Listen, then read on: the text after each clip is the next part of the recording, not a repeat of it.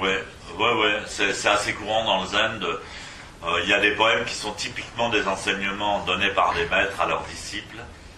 Alors, il faut se méfier parce que déjà, c'est traduit en anglais puis en français. Des fois, c'est traduit du sanskrit. Bon, le sanskrit, c'est plus compliqué. En fait, il y a vraiment 3 cultures dans l'histoire du zen qui se sont répandues sur 7 siècles chacune. En Inde, donc le bouddhisme indien a duré 7 siècles, le bouddhisme chinois a duré 7 siècles et le bouddhisme japonais 7 siècles aussi, avant que ça soit transmis en Europe, en Occident. Et en fait, chaque fois il s'adapte à un pays comme un caméléon en fait. Et quand il est arrivé en Chine, le bouddhisme, il s'est complètement adapté à la culture chinoise de l'époque, et c'est là que sont apparus, ont commencé à apparaître des poèmes qui sont très difficiles à comprendre, d'abord parce qu'il faut parler le chinois ancien, mais ensuite il faut connaître les références auxquelles ils font.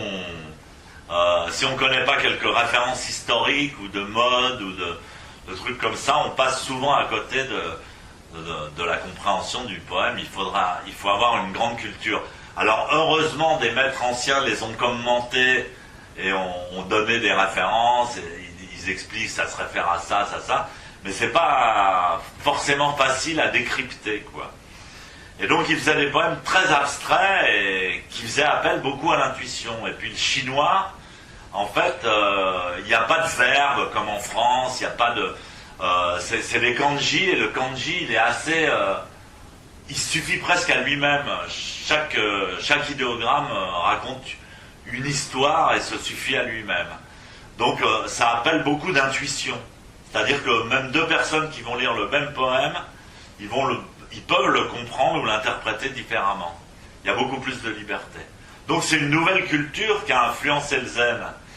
Et c'est marrant, ensuite, quand c'est passé au Japon, alors les Japonais ont développé ce qu'on appelle le haïku. C'est vraiment des poèmes très très courts et qui ne développent pas, ça tend pas vers un but. C'est juste une constatation, par exemple, de la nature. C'est comme un tableau, mais en quelques mots, et on se retrouve dans la pensée du créateur du poème. Et donc, ils ont développé l'art zen, c'est-à-dire un grand dépouillement, et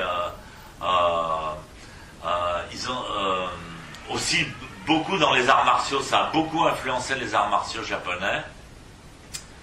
Et ça a développé des caractéristiques typiquement japonaises, comme le bouddhisme a des caractéristiques typiquement indiennes de l'époque. Ça s'est beaucoup influencé des Védas et de tout ça, quoi. Et donc c'est intéressant, et maintenant on voit que le zen transmis en Occident est vachement influencé par l'approche scientifique.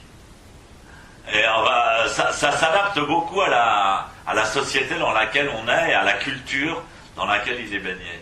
Je trouve ça intéressant, puisque justement, le zen en lui-même est impalpable, on ne peut pas l'attraper, donc il s'adapte, il reprend nos manières de vivre, et il les illumine, si on peut dire. C'est-à-dire, il donne une lumière, et selon l'endroit où on met le spot, eh bien, on a un éclairage différent.